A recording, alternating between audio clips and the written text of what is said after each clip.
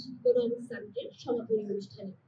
প্রথমে সকলের কাছে আন্তরিকভাবে দুঃখ প্রকাশ করছি যান্ত্রিক গোলযোগের কারণে আমাদের এই অনুষ্ঠানটি শুরু হতে কিছু বিলম্বের কারণে। আজকের সমাপনী অনুষ্ঠানে সঞ্চালক হিসেবে থাকছি আমি সুপ্রভা এবং আমি সাহা। ফেব্রুয়ারি মাস ভাষার মাস। প্রথমেই সকল ভাষা শহীদের প্রতি বিনম্র শ্রদ্ধা জানিয়ে আমাদের আজকের অনুষ্ঠানটি শুরু করছি। প্রথমেই সকলকে ধন্যবাদ জানাচ্ছি 3 দিনব্যাপী আয়োজনে আমাদের পাশে থাকার জন্য। সকলের অক্লান্ত পরিশ্রমের ফলে আমরা আজকের সমাপন অনুষ্ঠানে পৌঁছাতে পেরেছি। 3 দিনব্যাপী সম্মেলনে ছিল panel discussion, economics olympiad, public lecture, study circle এবং পলিসি ডিবেটের মতো নানা আয়োজন। এর পাশাপাশি ছিল এসে কম্পিটিশন, ডাটা ভিজুয়ালাইজেশন এবং আমাদের নিজস্ব প্রকাশনা সেটেরাস প্যারিবাস এবং Bangladesh students digest of economics and ডেভেলপমেন্টের মনোপ্রমোচন। সমাপনী অনুষ্ঠানে প্রধান অতিথি হিসেবে উপস্থিত আছেন মাননীয় প্রধানমন্ত্রীর অর্থনৈতিক বিষয়ক উপদেষ্টা ডক্টর বশির রহমান।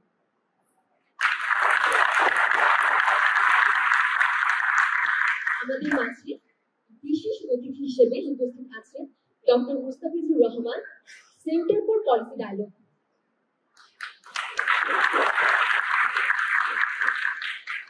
আমাদের মাঝে বিশেষ অতিথি হিসেবে উপস্থিত আছেন ঢাকা বিশ্ববিদ্যালয়ের অর্থনীতি বিভাগের চেয়ারপারসন অধ্যাপক মাসুদা ইয়াসমিন। অধ্যাপক ডক্টর সেলিম রায়হান, অর্থনীতি বিভাগ, ঢাকা বিশ্ববিদ্যালয়। এই পর্যায়ে আমরা আমাদের টিএসসি মাননীয় মডারেটর ডক্টর সেলিম রায়হান স্যারকে অনুরোধ করছি সকল অতিথিকে নিয়ে মঞ্চে আসন গ্রহণ করবার জন্য।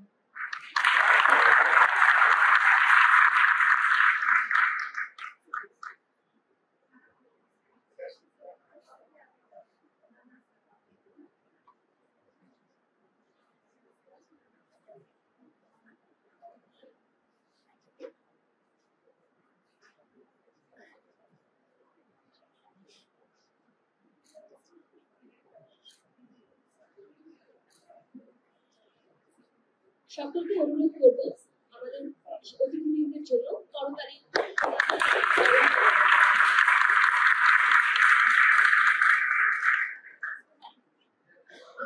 মঞ্চে ইতিমধ্যে আমাদের অতিথিবৃন্দ উপস্থিত হয়েছেন।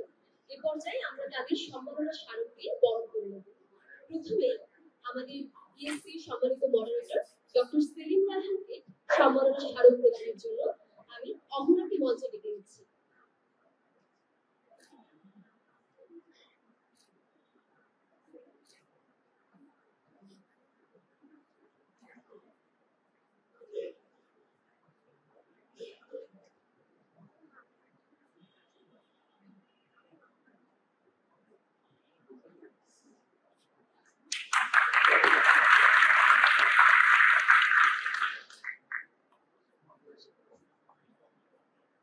এই পর্যায়ে আমরা আমাদের বিভাগীয় প্রধান অধ্যাপক মাসুদা ইয়াসমিন ম্যামকে সম্মাননা স্মারক তুলে দেওয়ার জন্য ইফতিকে অনুরোধ করছি।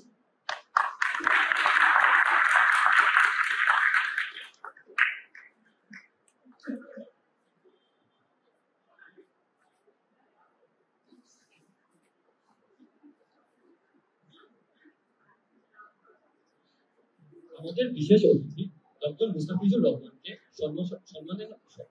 সম্মাননা স্মারক প্রদান করার জন্য সুপ্রভাকে বিশেষ অনুরোধ করছি।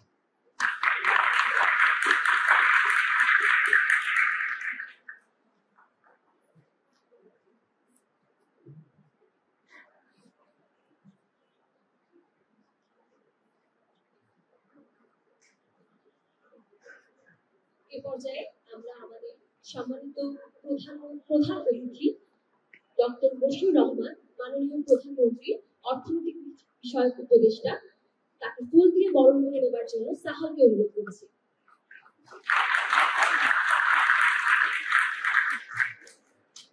এই পর্যায়ে আমরা সকল অতিথিকে ফুল দিয়ে বরণ করে নেবার জন্য অর্থনীতি বিভাগের শিক্ষার্থীদের অনুরোধ করছি।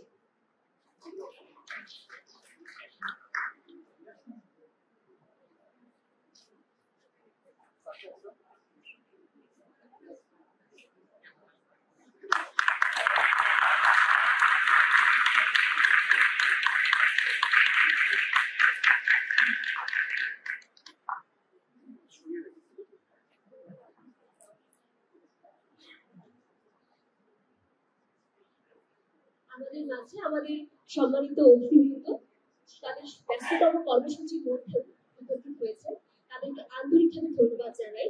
অনুষ্ঠানের এ পর্যায়ে ইকোনমিক স্টাডি সেন্টারের পক্ষ থেকে কিছু বলবার জন্য ইকোনমিক স্টাডি সেন্টারের বর্তমান সাধারণ সম্পাদক আবরার আহমেদ ভূঁইয়াকে অনুরোধ জানাচ্ছি।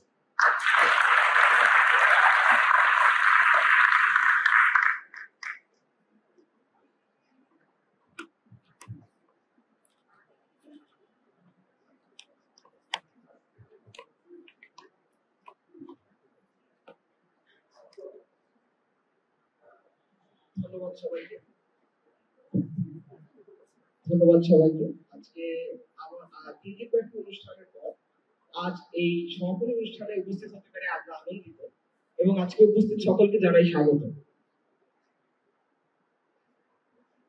অর্থনীতি চর্চাকে ছড়িয়ে দিতে স্টাডি সার্কেল আয়োজনের মধ্য দিয়ে 70 দশক থেকে ইকোনমিক স্টাডি সেন্টার যাত্রা শুরু করে। বর্তমান সময়েও অর্থনীতি চর্চাকে আরো প্রসারিত করতে ইএসসি কাজ করে যাচ্ছে। বিগত কয়েক মাস প্রচেষ্টার পর আজ এবারের বাংলাদেশ ইকোনমিক সামিট আয়োজন করতে পেরেছি আমরা। বিএস নতুনদের জন্য একটি অনুপ্রেরণার জায়গা, কেননা এটি এক্সপার্টস, ইকোনমিস্ট, স্টুডেন্টস এবং ইয়াং প্রফেশনালস সকলের একটি সম্মেলনের জায়গা, যেখানে সবাই আসে, তাদের আইডিয়াগুলো শেয়ার করে এবং তাদের বিভিন্ন ডিসকাশনে এঙ্গেজ করে এবং এর মাধ্যমে বর্তমান অর্থনৈতিক অবস্থা এবং তাদের যে অর্থনৈতিক চর্চা সেই জায়গাটাকে আরো শক্ত করে তোলা। শুরু থেকেই আমাদের এক্সিকিউটিভ প্যানেলের লক্ষ্য ছিল ইএসসির ঐতিহ্যবাহী যে সকল কর্মকাণ্ড রয়েছে সেগুলোকে কন্টিনিউ করা এবং এর পাশাপাশি নতুন কিছু করা। আমাদের ইএসসির স্লোগান হচ্ছে গো বিয়ন্ড দ্য ক্রাফটস। সুতরাং লেখাপড়ার পাশাপাশি অর্থনীতিতে আগ্রহী শিক্ষার্থীরা যাতে ইকোনমিক্সের রিয়েল ওয়ার্ল্ড অ্যাপ্লিকেশন সম্পর্কে জানতে পারে তা নিয়ে ইএসসি কাজ করে যাচ্ছে। ইএসসি নিয়মিতই study circle, public lecture, panel discussion, conversation, কুইজের মতো আরো নানান অনুষ্ঠান আয়োজন করে থাকে। কিন্তু এই 3 দিনের সামিটে আমরা চেষ্টা করেছি এই সকল আয়োজনকে একত্রে নিয়ে আসা।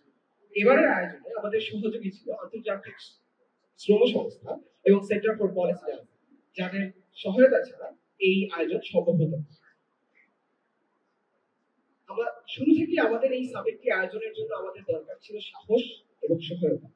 আমাদের এক্সিকিউটিভ প্যানেলের জেনারেল মেম্বার হতে শুরু করে আমাদের কোর প্যানেল, আমাদের অ্যাসোসিয়েট এবং সকলের ইচ্ছা এবং সাহসের পরে আজকে আমরা এই অনুষ্ঠানটি, এই 3 দিন ব্যাপী অনুষ্ঠান আয়োজন করতে পেরেছি। আমি বিশেষভাবে ধন্যবাদ দিতে চাই আমাদের বিডিও প্রধান মাসুদা ইয়াসমিন ম্যাডামকে এবং ইএসসি মডারেটর সেলিম রায়হান স্যারকে এই পুরো সময় তাদের সার্বিক সহায়তা এবং সাহস প্রদানের জন্য। ধন্যবাদ দিতে চাই ইএসসি এক্সিকিউটিভ প্যানেল মেম্বারদের এবং বিশেষ করে তাকরিবকে এই 3 দিন তার নিরলস পরিশ্রমের জন্য।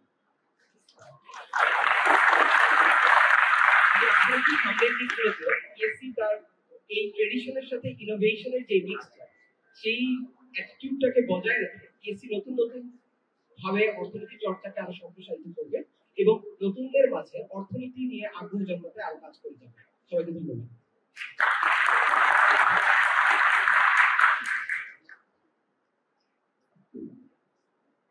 ধন্যবাদ আবরার ভাইয়াকে। এই পর্যায়ে ইএসসি পক্ষ থেকে বক্তব্য প্রদান করার জন্য আমাদের বর্তমান সভাপতি ফারহাদ আসিম আপুকে অনুরোধ করছি।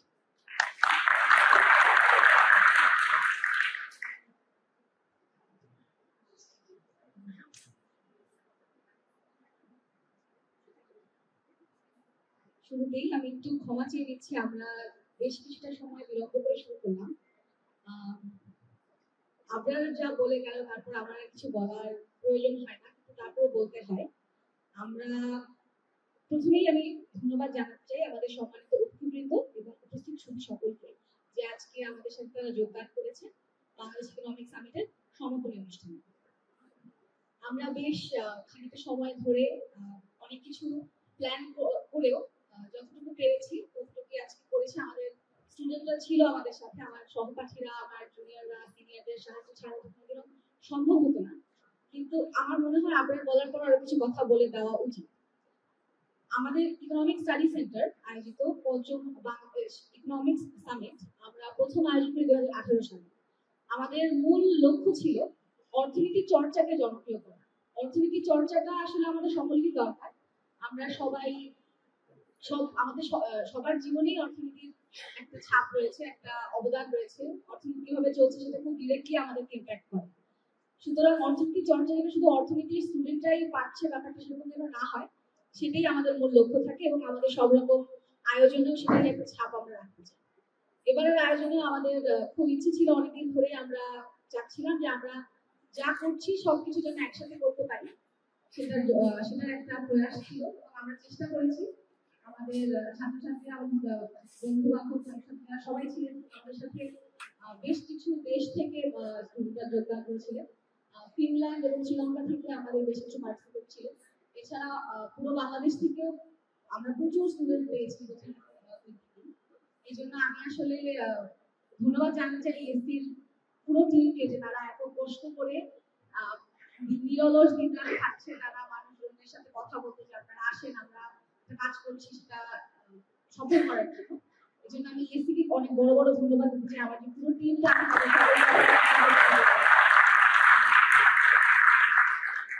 আরো কিছু কথা, আরো কিছু ধন্যবাদ দেওয়া খুব প্রয়োজন। আমাদের অর্থনীতি বিভাগ আমাদের ঢাকা বিশ্ববিদ্যালয়ের শুরু থেকেই চলে আসছে। অর্থনীতি বিভাগে আমাদের এখনকার চেয়ারম্যান ম্যাম আসবা ম্যাম, আপনার সাহায্য ছাড়া এটা কখনোই সম্ভব হতো না। এবং আমাদের মডারেটর ডক্টর সেলিম স্যার, আপনাকে ছাড়াও আমরা আসলে এই অনুষ্ঠান কোনোদিনও প্ল্যান করে আমরা এই দুঃসাহস করতে পারতাম না। তাকে অনেক অনেক ধন্যবাদ। এছাড়া আমাদের সকল পৃষ্ঠপোষক এবং আজকের সম্মানিত অতিথি ডক্টর মশিউর রহমান স্যার এবং ডক্টর মুস্তাফিজুর রহমান স্যার, আপনারা আপনাদের ব্যস্ত সময় থেকে আমাদের জন্য সময় করে এসেছেন। এটা আমাদের জন্য অনুপ্রাণিত করে। আমি এখানেই আমার বক্তব্য শেষ করতে চাচ্ছি। সকলকে অনেক অনেক ধন্যবাদ। আজকে আমাদের প্রায় 3 মাসের আশা করি ভালো থাকবে। সকলকে ধন্যবাদ।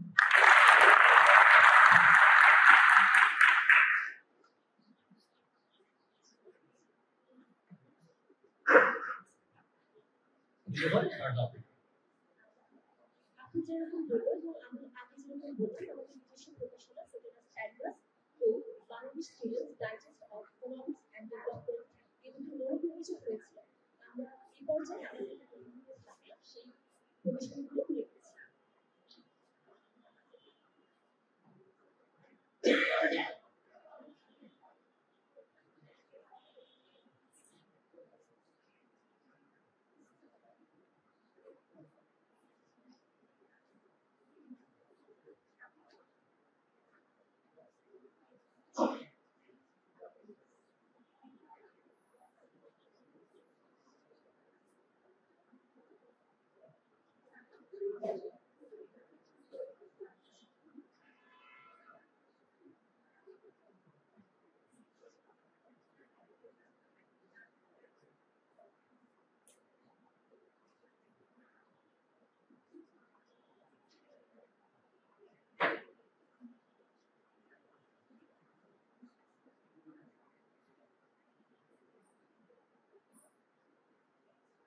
আবারও আন্তরিকভাবে দুঃখ প্রকাশ করছি, একটু বিলম্ব হচ্ছে। আমরা এখন আমাদের প্রকাশনাগুলো অন্যদের হাতে তুলে দেব।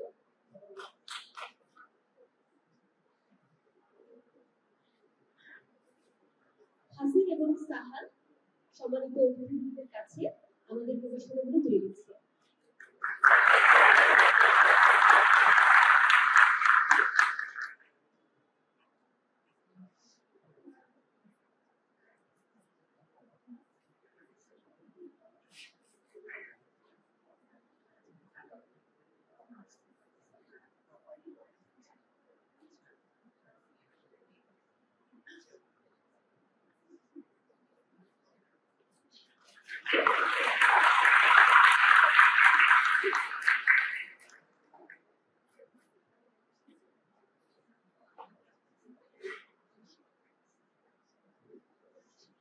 অনুষ্ঠানের এই পর্যায়ে আমরা শুনবো সেই মানুষটির কথা যার দিক নির্দেশনা না থাকলে আমরা এত বড় আয়োজন করতে পারি না।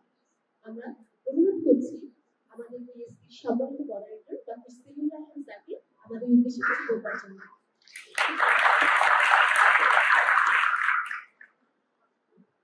অনেক ধন্যবাদ। উপস্থিত doctor Moshid Ahmed sir, doctor Mustafiz Ahmed sir, আমাদের ডিপার্টমেন্টের চেয়ারম্যান প্রফেসর মাসুদ ইয়াসিন, আর সামনে যারা আছে স্টুডেন্টরা এবং আমি দেখছি প্যারেন্টসও আছে কয়েকজন। তো আমি সবাইকে শুভেচ্ছা জানাচ্ছি। বিশেষ করে মশিদ আহমদ স্যার এবং মুস্তাফিজ আহমদ স্যার তারা যথেষ্ট উৎসাহ নিয়ে এই অনুষ্ঠানে এসেছেন এবং আমি যখন তাদের সাথে কথা বলেছিলাম, নিমন্ত্রণ জানিয়েছিলাম, তখন যখন শুনেছি যে ঢাকা ইউনিভার্সিটি ইকোনমিক্স ডিপার্টমেন্টের একটা বডি ইএসসি তারা এরকম একটা অনুষ্ঠান করছে, তারা যথেষ্ট আগ্রহ নিয়ে এখানে এসেছে। এবং এটার একটা কারণ আছে, কারণ বশির রহমান স্যার কিন্তু আমাদের ডিপার্টমেন্টের উনি পড়িয়েছেন কিছুদিন। সো এবং এটা আমাদের একটা গর্বের ব্যাপার যে স্যারকে আমরা যখন ডিপার্টমেন্টের কোনো প্রোগ্রামে পাই তখন আমরা এই এই যে উত্তরাধিকার সেই জায়গাটা তো আমরা একটা খুঁজে পাই। আর প্রফেসর মুস্তাফিজুর রহমানের সাথেও আমাদের ডিপার্টমেন্টের যথেষ্ট রকম ঘনিষ্ঠ সম্পর্ক আছে, আমরা দুজনের কাছে খুব আন্তরিকভাবে কৃতজ্ঞ। আমি একটু সংক্ষেপে যদি বলি যে এই অনুষ্ঠানটার উদ্দেশ্যটা কি, যেটা পাড়া এবং আবরার ওরা সুন্দর করে বলেছে, কিন্তু ইএসসি যেটা ইকোনমিক স্টাডি সেন্টার, যেটা 1972 সালে অর্থনীতি চর্চা কেন্দ্র নামে প্রতিষ্ঠিত হয়েছিল ডক্টর সাজ্জাদ জহির, ডক্টর সেলিম আকাশ তাদের উদ্যোগে, পরে কিন্তু এটা মোটামুটি একটা প্রতিষ্ঠিত একটা অর্গানাইজেশনে দাঁড়িয়েছে এবং 2018 সালে তারা প্রথম বাংলাদেশ ইকোনমিক সামিট করে এবং তারপর এখন পর্যন্ত এটা নিয়ে পঞ্চমবারের মতো হয়। এবং একটা স্টুডেন্ট বডি যে এরকম একটা প্রোগ্রাম করতে পারে ঢাকা বিশ্ববিদ্যালয়ের মধ্যে, আমরা কিন্তু অন্য কোনো ডিপার্টমেন্টে এরকম ঘটনা দেখিনি। সুতরাং এটা অবশ্যই প্রশংসা পাওয়ার যোগ্য ইএসসি, এবং শুধু ইএসসি এখনকার যে বডি না তাদেরকে আমি ধন্যবাদ দিচ্ছি না, একমাত্র তাদের আগেও যারা করেছে ধারাবাহিকভাবে কাজটা এবং তারা যে কমিটমেন্ট দেখিয়েছে সেটা কিন্তু খুবই প্রশংসনীয়। এবং আমি মনে করি যে এই ইএসসি অনুষ্ঠানে যারা first year, second year, third ইয়ারের যে স্টুডেন্টরা পার্টিসিপেট করেছে বিভিন্ন ধরনের প্রোগ্রাম ইভেন্টে, একটা এনকারেজমেন্ট হিসেবে কাজ করবে যে অর্থনীতি চর্চার যে কথাটা ওরা বলে গেল সেই চর্চাটা কতটা গুরুত্বপূর্ণ। এবং আমরা সবসময় জানি যে ঢাকা বিশ্ববিদ্যালয়ের অর্থনীতি বিভাগ থেকে আমাদের অর্থনীতিতে অবদান রেখেছে অতীতে বিভিন্ন ক্রিটিক্যাল সময়ে অর্থনীতির এবং দেশের, এবং সামনের দিনেও যাতে রাখতে পারে সেভাবে কিন্তু অর্থনীতি ইকোনমিক্স ডিপার্টমেন্ট সেই জায়গার একটা ক্ষেত্র তৈরি করে যাচ্ছে। এবং আমি খুবই আনন্দিত যে ইএসসি সেই ধারাবাহিকতাটা রক্ষা করছে এবং তারা খুবই অ্যাম্বিশিয়াস এবং এটা খুবই দেখার প্রশংসা করার মতো যে তারা চিন্তা ভাবনার যে পরিধিটা এগুলো অনেক বড়, অনেক কিছু তারা করতে চায় এবং যে সাহসটা তারা দেখিয়েছে এরকম একটা প্রোগ্রাম অর্গানাইজ করা, সেটাও আমি মনে করি অসম্ভব প্রশংসা। তো আমি মনে করি যে আজকের বিষয়ে আমরা শুনতে চাইবো আমাদের দুজন অতিথির কাছ থেকে এবং তারা কিভাবে দেখছে, তাদের পরামর্শ কি হবে এবং সামগ্রিকভাবে বাংলাদেশের অর্থনীতিতে তরুণ অর্থনীতির ভূমিকাটা কি এবং সেই জায়গাটাতে তাদের সাজেশন গুলো কি। আমার কাছে মনে হয় সেটা আজকে অন্তত আমরাও তোমাদের সাথে আমরাও এটা শুনে খুব আমি ধন্যবাদ দিচ্ছি এসিকে আমাকে সুযোগ দেওয়ার।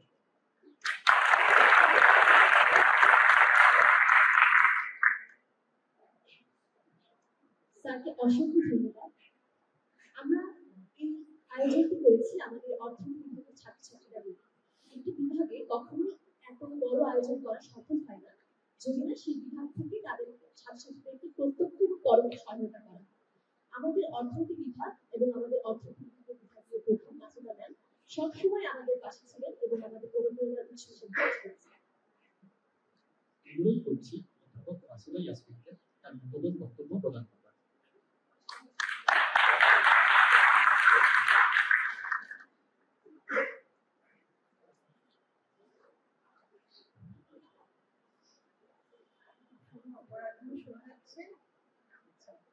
আমি আজকে একেবারেই অনেক সময় নেব না, কারণ আজকে আমাদের যে ডিস্ট্রিবিউটিভ গেস্ট আছেন ওনাদের ডেফিসিটলি বললো ওনাদের চিন্তা ভাবনা এবং ওনাদের তোমাদের কি করতে হবে এটা শোনার জন্য আমিও খুব উদ্গ্রীব।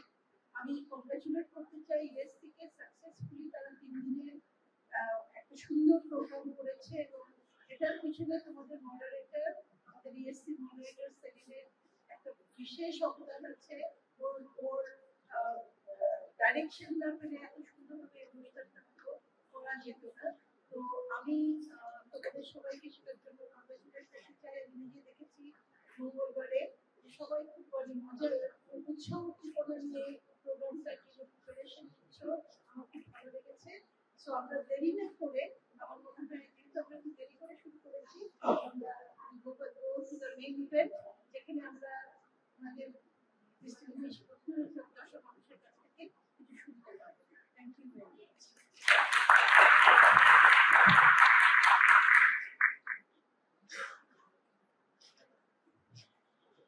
ধন্যবাদ শ্রদ্ধা মাসুদ। এই পর্যায়ে আমরা চলে যাব আমাদের সম্মানিত আরেকজন শিক্ষক আছেন আমাদের মাঝে উপস্থিত রয়েছে doctor Mustafizur Rahman, distribution fellow, centre for policy dialogue. তাকে অনুরোধ করছি আমাদের উদ্দেশ্যে কিছু বলবার জন্য।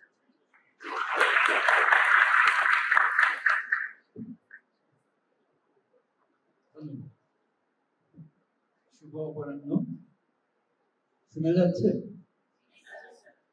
মঞ্চে উপবিষ্ট ডক্টর মুশফিকুর রহমান, যাকে আমি অনেকদিন থেকেই চিনি এবং তার সাথে আমার যখন প্রথম পরিচয় তখন তিনি খুবই ডাকসাইটে সরকারি কর্মকর্তা ছিলেন এবং তখন থেকেই সিপিডির সাথে এবং যেহেতু প্রফেসর তারও শিক্ষক ছিলেন ইকোনমিক্স ডিপার্টমেন্টে।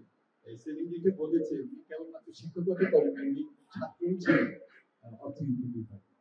তো সেটাও একটা মনে হয় যে একটা উল্লেখের দাবি রাখে। প্রফেসর মাসুদ ইয়াসমিন, তাকেও ধন্যবাদ জানাই ছাত্রছাত্রীদের এই ব্যাপক আয়োজনে যেভাবে উনি উৎসাহ দিয়েছেন। আর সেদিনের কথা না বললেই নয়, সেদিনকে তো আমি চিনি যখন নাকি সেদিন ইউনিভার্সিটি শেষ করে সিপিডিতে কাজে যোগ দিয়েছিল, আমরা একসাথেই কাজ করতাম তখন প্রফেসর ইমরান সোহানের লিডারশিপে।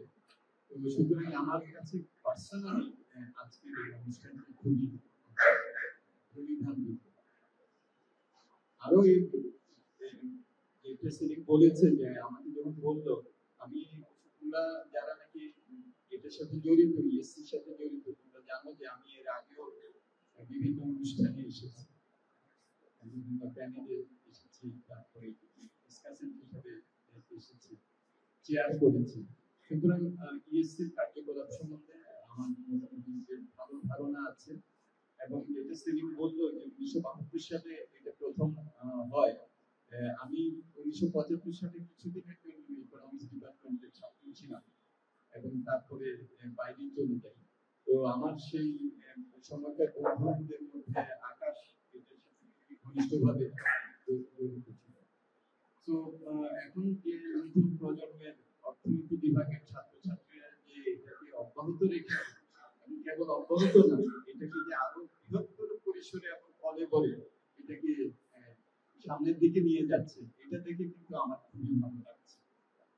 অর্থনীতি বিভাগ ঢাকা বিশ্ববিদ্যালয়ের সব মেধাবী ছাত্রছাত্রীরাই আসে, কিন্তু অর্থনীতি বিভাগের একটা ব্যতিক্রমী অবস্থান সবসময় থাকে এবং এই আয়োজনের মধ্য দিয়ে আমার মনে হয় যে সেটারও একটা প্রতিফলন ঘটেছে। কারণ এরকম বোধহয় বিভাগ পাওয়া যাবে না যারা ধারাবাহিকভাবে এভাবে তাদের বিষয় চর্চা নিয়ে তারা বিভিন্ন আয়োজন করছে। সেই জন্য যারা এটার সাথে ছিল, তোমাদের বিএসসি প্রেসিডেন্ট, সেক্রেটারি, যারা টিম, সবাই যারা উৎসাহ দিয়েছে, কাজ করেছে, তাদের সবাইকে আন্তরিক অভিনন্দন জানাচ্ছি এত সুন্দর একটা সামিট করার জন্য।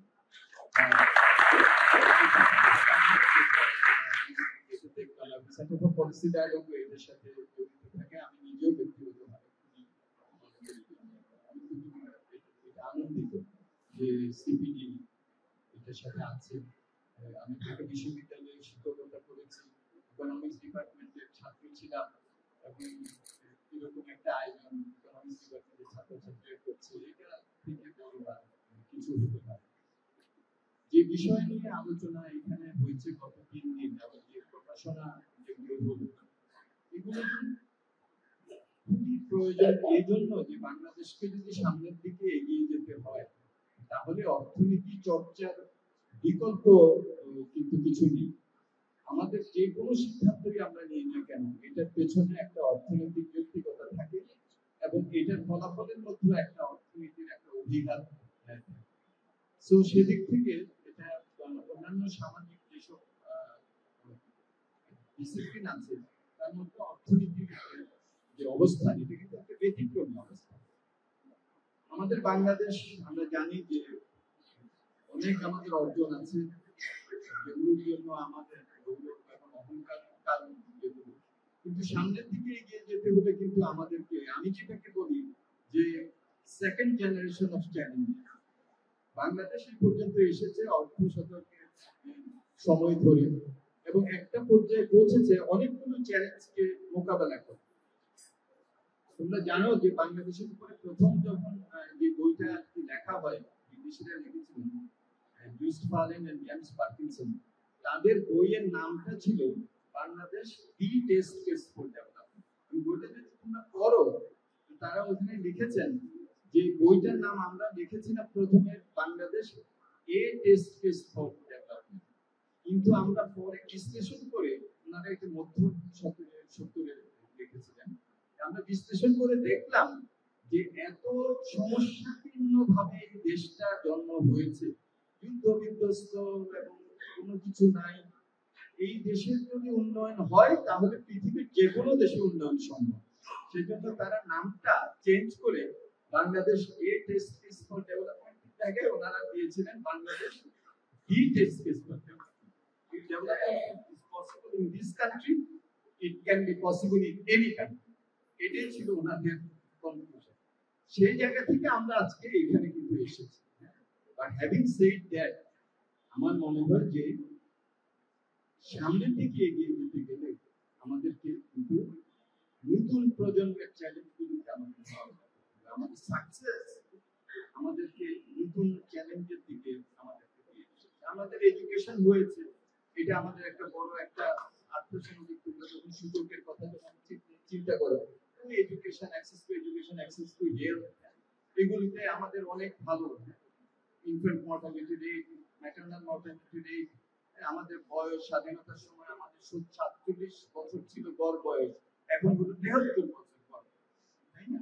এই একটা সুযোগের মধ্যেই তো অনেকগুলি এই যে গড় বয়স বাড়লো 47 থেকে 73, এটার মধ্যে তো প্রকাশ পাচ্ছে হলো যে মানুষের শিক্ষা, স্বাস্থ্য, নিউট্রিশন, এডুকেশন একটা সুযোগই কিন্তু দেখা যায়। বাট এখন কিন্তু যে দ্বিতীয় প্রজন্মের যে চ্যালেঞ্জ সেখানে কিন্তু চলে আসছে হলো শুধু শিক্ষা, স্বাস্থ্য, আমাদের শিক্ষাটা হতে হবে মানসম্মত, তাই না?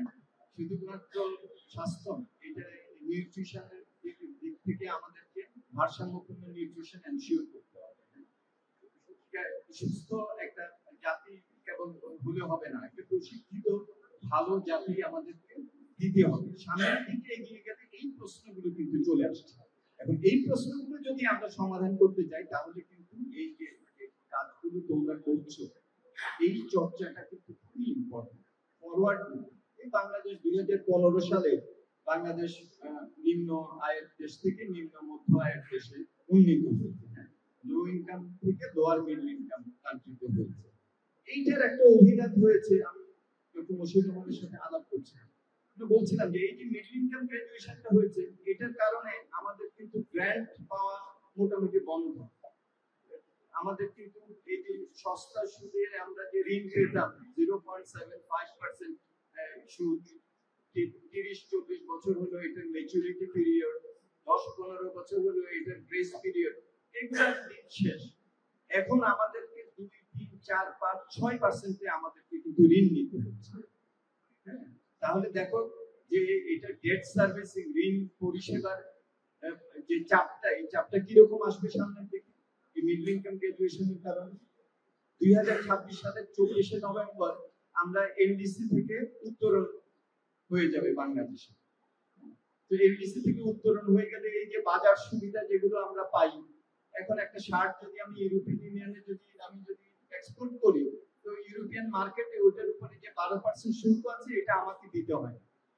কিন্তু ভারত থেকে যখন নাকি এক্সপোর্ট করে ওই শার্টটা তাকে কিন্তু দিতে হয়। তো দেখো, আমার যদি শার্টের দাম হয় 100 টাকা আর ইন্ডিয়ান শার্টটার দাম যদি 90 টাকাও হয়, নিচ্ছে ওটা আমার কাছ থেকে, কারণ আমার 100 টাকা হলে 100 টাকা, আর ইন্ডিয়ান 90 টাকাটার উপরে 12% শুল্ক হয়ে ওটা 101 টাকা হচ্ছে। বাট 2026-এর পরে আমার যদি 100 টাকাই রাখি আমি দাম, ওটা তো হবে 112 টাকা, আর ওর 90 টাকা যদি ঠিক থাকে 90 টাকা হবে 101 টাকা। তাহলে কার কাছ থেকে তখন নিবে? আমি তো এখন globally second largest exporter global মার্কেটে, তাই না, রেডিমেড গার্মেন্টস। আমি তো এখন অনেক চেঞ্জ হয়ে যাচ্ছে দুনিয়াতে, কম্পিটিটিভনেস ইজ সিনারিও অনেক কিন্তু চেঞ্জ হয়ে যাবে এই এমডিসি গ্রাজুয়েশনের কারণে। তো এই যে ডুয়াল গ্রাজুয়েশন, এই ডুয়াল গ্রাজুয়েশনের যে অভিঘাত করবে বাংলাদেশের অর্থনীতির উপর, সেইটা তো তোমাদের প্রজন্মকেই কিন্তু সেটাকে ট্যাকল করতে হবে। আমাদেরটা তো চলে গেল ডানে মাঠে, তোমাদের প্রজন্মকেই কিন্তু এই কম্পিটিটিভনেস বজায় রাখা, এই বাংলাদেশের যাতে এক্সপোর্ট ডাইভার্সিফিকেশন হয়, প্রোডাকশন ডাইভার্সিফিকেশন হয়, এটার দায়িত্ব কিন্তু করতে হবে নতুন প্রজন্ম। সো আমাদের যে সাকসেস, এই সাকসেসই আমাদেরকে নতুন নতুন চ্যালেঞ্জের সামনে কিন্তু নিয়ে যাচ্ছে। এই ডুয়াল গ্রাজুয়েশন তো বাংলাদেশের একটা বড় সাকসেস গত 50 বছর। আমরা লো ইনকাম থেকে লোয়ার মিডল ইনকাম হয়েছি, আমরা এলডিসি থেকে নন এলডিসি ডেভেলপিং কান্ট্রিতে যাচ্ছি, এটা তো আমাদের সাকসেস। বাট দেখো, এই সাকসেস আমাদেরকে আবার নতুন জেনারেশনাল চ্যালেঞ্জের সামনে নিয়ে যাচ্ছে। সেটার প্রেক্ষিতে এই যে আমি দেখলাম যে এবারে যে মূল প্রতিপাদ্য ছিল ফোর্থ ইন্ডাস্ট্রিয়াল রেভলিউশন, বিভিন্ন এটা অভিজ্ঞতা, এটা দেখলাম আমি। তো সেটা কিন্তু একটা খুবই ইম্পর্টেন্ট ফরওয়ার্ড লুকিং একটা থিম। এই ফোর্থ ইন্ডাস্ট্রিয়াল রেভলিউশন, এটা আমাদেরকে এখন তো প্রযুক্তির দিক থেকে যদি আমাদের জিজ্ঞাসা করো, তাহলে আমি বলবো যে আমরা কিন্তু এটার জন্য যে প্রস্তুতি, সেই প্রস্তুতি কিন্তু আমাদের নাই। আমাদের 1/3 of our workforce, এটাকে ওই নিড বলে না, not in education, not in training and not in employment. Need 1/3 of the population, 1/3 of the workforce কে আমি যদি নিটে রাখি, তাহলে সামনের দিকে আমরা এগিয়ে যাব কিভাবে? তার মানে আমাদের এমপ্লয়মেন্ট ক্রিয়েট করতে হবে, তার মানে আমাদেরকে এমপ্লয়মেন্ট ক্রিয়েট করতে হবে ওইসব জায়গায়, যেসব জায়গাগুলোতে আগামীতে এই অপরচুনিটি গুলো আসবে, আর সেই অপরচুনিটি গুলো ফোর্থ ইন্ডাস্ট্রিয়াল রেভলিউশনের সাথে ওতপ্রোতভাবে জড়িত। সেদিক থেকে যে থিমটা চুজ করা হয়েছে, আমার মনে হয় এটা খুবই ফরওয়ার্ড লুকিং, এবং অর্থনীতির ছাত্রদের কাছ থেকে এটাই কিন্তু আমাদের প্রত্যাশা, যে তারা সামনের দিকে লেবার মার্কেট ডিমান্ড কি হবে, সামনের দিকে লেবার মার্কেটকে অ্যাড্রেস করার জন্য আমাদের কোন ধরনের প্রস্তুতি দরকার, এগুলো নিয়ে তারা এখনো চিন্তা ভাবনা করছে। এমপ্লয়েবিলিটি যদি আমাদের না হয়, তাহলে কেবলমাত্র শিক্ষিত করে আমরা কিন্তু কিছু করতে পারি, তাই না? এবং আমাদের দেশে এখন তো আমরা দেখছি যে হ্যাঁ, উন্নতি তো হয়েছে, কিন্তু আমরা যদি বিয়ন্ড দ্য এভারেজেস যাই, তাহলে কিন্তু আমরা আবার দেখি যে নানান ধরনের সমস্যাও কিন্তু এর মধ্যে দিয়ে আসছে। ডিস্ট্রিবিউটিভ জাস্টিসের একটা প্রবলেম হয়ে যাচ্ছে। আমরা যদি বিভিন্ন household income and expenditure survey যদি দেখি, তাহলে আমরা দেখছি যে গড় আয় বাড়ছে, কিন্তু একই সাথে জিনি কোএফিশিয়েন্ট তোমরা খুব ভালো জানো, লরেন্স কার্ভ দিয়ে তোমাদেরকে বিধিগ্রস্ত রাখা। এটা যদি হিসাব করে, তাহলে তোমরা দেখবা 2005, 2010, 2016, 2022 last latest data household income and expenditure survey হয়েছে, প্রত্যেকটাতে জিনি কোএফিশিয়েন্ট বাড়ছে, ইনইকুয়ালিটি বাড়ছে। সো এই যে আমাদের কেবলমাত্র মানে অর্থনৈতিক উন্নত হলে তো হবে না, সরকারেরই একটা ডকুমেন্ট আছে 2041 ভিশন বাংলাদেশ 2041, ওদের মধ্যে আছে অর্থনৈতিকভাবে উন্নত, সামাজিকভাবে অন্তর্ভুক্তিমূলক এবং পরিবেশ বান্ধব বাংলাদেশ আমরা করব 2041 সালের মধ্যে। তো এই যে অন্তর্ভুক্তিমূলক উন্নয়ন, এখানে ডিস্ট্রিবিউশনের প্রশ্ন, সেটা তো আমাদের দেশে তো হচ্ছে না। যতক্ষণ পর্যন্ত না আমরা প্রযুক্তি, প্রশিক্ষণ এগুলো সাধারণ ছাত্রছাত্রীদের হাতে না দিতে পারছি, ততক্ষণ পর্যন্ত কিন্তু আমরা এই ইনইকুয়ালিটি যেটা নাকি আমাদের হচ্ছে এবং ক্রমান্বয়ে বাড়ছে, এটা আমরা কিন্তু ট্যাকল করতে পারবো না। এটা একটা টাইম বোম, এটা একটা টেনশন সৃষ্টি করে সমাজে। সুতরাং সেইটা কিভাবে আমরা ট্যাকল করব, এই ফোর্থ ইন্ডাস্ট্রিয়াল রেভলিউশন যে আলাপ আলোচনাটা হয়েছে আমার মনে হচ্ছে ভেরি ইম্পর্টেন্ট। কিভাবে আমরা এগুলোর সুযোগটা নিয়ে যে অপরচুনিটি গুলো আসছে, যেটাকে আমরা বলি new economy versus the traditional economy, এই নিউ ইকোনমির জন্য যে যে ধরনের আমার টুলস দরকার, আমার যে ধরনের এডুকেশন দরকার, এটা আমার মনে হয় এটাকে আমাদের আগের থেকে এখন যদি আমরা প্রস্তুতিটা নিতে পারি, তো তাহলে বাংলাদেশ সামনের দিকে এগিয়ে যাবে, not only towards more development, but also towards a more distributive justice সম্পন্ন একটা সোসাইটি থেকে কিন্তু আমরা যেতে পারি। সুতরাং সেদিক থেকে আমার মনে হয় যে এটা খুবই গুরুত্বপূর্ণ। এখানে নানান ধরনের চ্যালেঞ্জ আছে, এখানে প্রোডাক্টিভিটি এনহান্সমেন্ট হবে, কিন্তু সেই প্রোডাক্টিভিটি এনহান্সমেন্ট কি আমরা সবাইকে দিতে পারবো?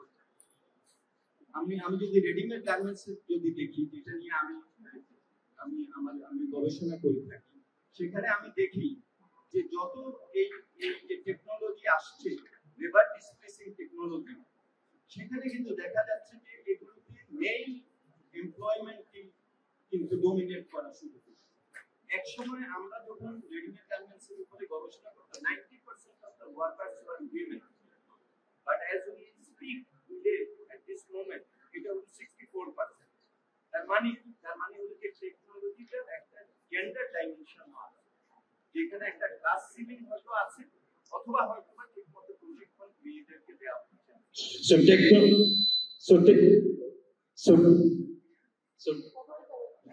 সো টেকনোলজি এটা কিন্তু আবার একটা ডিভাইসিভ একটা জিনিসই কিন্তু হতে পারে। এগুলো সম্বন্ধে আলাপ আলোচনা আশা করি ছাত্ররা করবে, চর্চা করবে। কেবলমাত্র পড়াশোনার মধ্যে না থেকে শিক্ষকরা যে গবেষণার কথা যে বলেন ছাত্রছাত্রীদেরকে, এটা নাকি এই প্রকাশনার মধ্যেও আমি দেখতে পাচ্ছি, যেটা নাকি সিলেবাসের মধ্যেও আছে, অন্যান্য যেগুলো কাজ তোমরা করেছো সেগুলোর মধ্যে আছে, যেসব পেপার তোমরা সাবমিট করেছো সেগুলোর মধ্যে আছে। এটা খুবই গুরুত্বপূর্ণ। গবেষণা ছাড়া আমরা সামনের দিকে এগিয়ে যেতে পারবো না, গবেষণা ছাড়া বাংলাদেশ যেরকম আমরা চাচ্ছি সেরকম আমরা করতে পারবো না। এবং অর্থনীতির ছাত্রদের উপরে, ছাত্রছাত্রীদের উপরে বিশেষভাবে আসলে একটা দায়িত্ব, কারণ অনেকেই মনে করে, আমি জানি না, আমি নিজে একজন অর্থনীতির ছাত্র হিসাবে বলছি যে অন্যান্য সাবজেক্ট থেকে অর্থনীতিবিদদের উপরে কেন জানি অনেক বেশি মানুষের দাবি এবং অনেক বেশি আকাঙ্ক্ষা। যে কোনো জায়গায় গেলে বলবে স্যার এইটা আপনারা কি মনে করেন, আপনারা কি সাজেশন দিচ্ছেন এইটা।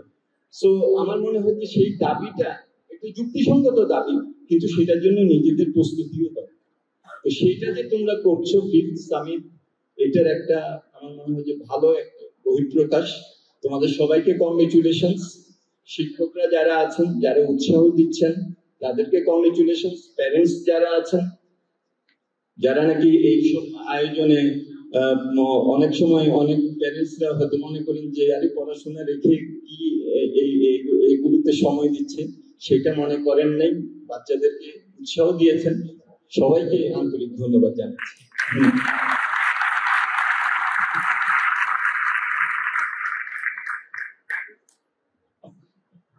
স্যারকে অসংখ্য ধন্যবাদ আমাদেরকে মূল্যবান বক্তব্য প্রদান করবার জন্য। স্যার বিভিন্ন সময়ে আমাদের বিভিন্ন আয়োজনে আমাদের সাথে থেকেছেন। আমরা আশা করব ভবিষ্যতেও স্যার এভাবেই আমাদের পাশে থাকবেন। অনুষ্ঠানের এ পর্যায়ে আমরা চলে যাচ্ছি আমাদের সম্মানিত প্রধান অতিথির কাছে। আমরা ডেকে নিচ্ছি আমাদের আজকের অনুষ্ঠানের সম্মানিত প্রধান অতিথি ডক্টর মশিউর রহমান, মাননীয় প্রধানমন্ত্রীর অর্থনৈতিক বিষয়ক উপদেষ্টা।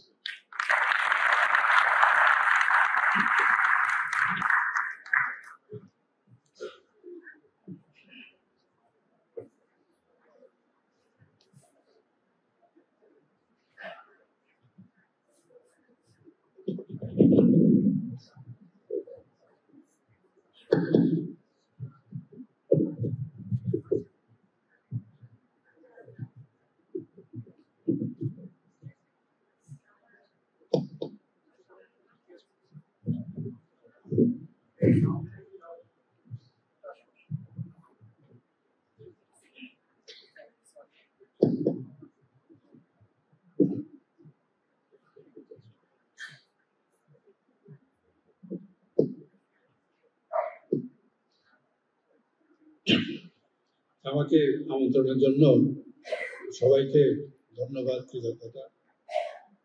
সেলিম ভাই যখন আমাকে বললো যে এরকম একটা অনুষ্ঠানে আমাকে আমন্ত্রণ করবে, আমি আসবো কিনা।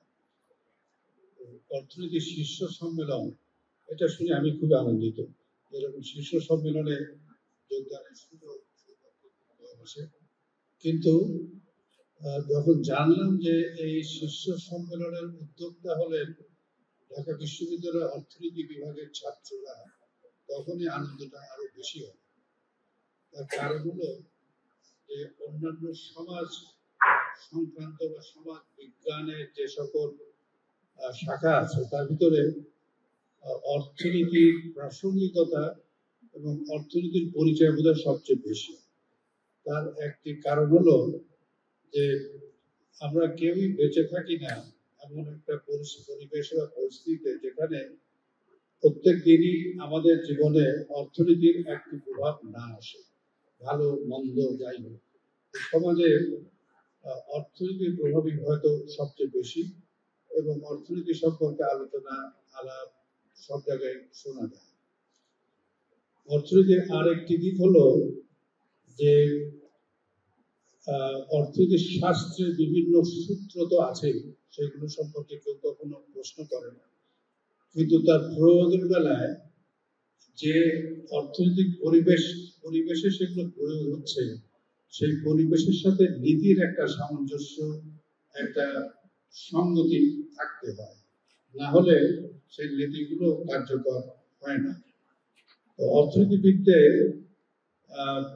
অর্থনীতিবিদদের প্রভাবের বোধহয় বড় কারণেই যে নীতি কোন পরিবেশে কিভাবে পরিবর্তন করে বা কিভাবে সেই প্রয়োগটা তৈরি করবেন, এখানে অর্থনীতিবিদদের অবদান সবচেয়ে বেশি। এবং অর্থনৈতিক কর্মকাণ্ড যেহেতু সমাজকে সবসময় প্রভাবিত করছে, সেই জন্য অর্থনীতিবিদদের প্রভাব, প্রতিপত্তি, প্রসিদ্ধি এটাও বেশি। বাংলাদেশের মুক্তিযুদ্ধ দিকে যদি তাকান তাহলে দেখবেন যে বঙ্গবন্ধু প্রথমে 6 দফা ঘোষণা করলেন এবং 6 দফা বাঙালির জীবনের, বাঙালির বেঁচে থাকার সনদ, বাঙালির জন্য পূর্ব পাকিস্তানে তখন যে বাঙালি ছিল তাদের জন্য এটা কতটা গুরুত্বপূর্ণ। এরপরে উনি যাদের সাথে আলাপ করলেন তার ভিতরে দেখা যায় ওনার আত্মজীবনীতে আছে, বা নজরুল ইসলাম সাহেবের আত্মজীবনীতে আছে। তিনি আমাদের প্রথম পরিকল্পনা কমিশনের ডেপুটি চেয়ারম্যান ছিলেন। বঙ্গবন্ধু তার সাথে আলাপ করার ইচ্ছা প্রকাশ করলেন ইসলামাবাদে, তাদের সাথে সাক্ষাৎ হলো।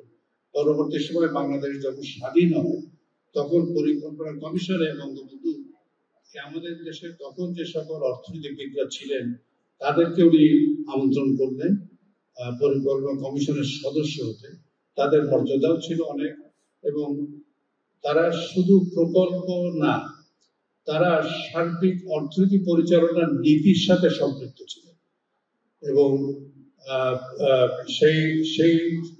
তাদের সেই ইনভলভমেন্টটা খুবই বড় অবদান রেখেছে। রহমান সোহান সাহেব আছেন এখনো, রহমান সোহান সাহেবের কথা আমরা শুনি। রহমান সোহান সাহেব শুধু শিক্ষক ছিলেন না, যারা তার কাছে পড়েছেন তাদের প্রায় সবাই বোধহয় মনে করেন যে উনি, অন্তত আমি মনে করি যে উনি গুরু। শিক্ষক ও গুরুর ভিতর আমি পার্থক্য করি, হয়তো আপনারা অনেকেই একমত হবেন, অনেকে একমত হবে না। সে হলো যে শিক্ষক আমাদেরকে কোনো নির্ধারিত বিদ্যা সম্পর্কে কিছু জ্ঞান দেয় এবং সেগুলো শিখে আমরা পাশ করি, জীবনের কাজেও লাগে সেগুলো। গুরু হলো যিনি আমাদের চিন্তা চেতনাকে প্রভাবিত করেন। তার মানে এই নয় যে আমরা সবসময় উনি যা বলেন তার সাথে একমত, কিন্তু যে চিন্তা করার স্বাধীনতা, চিন্তা করার ক্ষমতা, চিন্তা করার কারিগরি দিক, টেকনিক্যাল দিক, এসব সম্পর্কে অবহিত হয়ে যারা চিন্তা চেতনাদের স্বাধীনতা অনুভব করেন এবং তাদের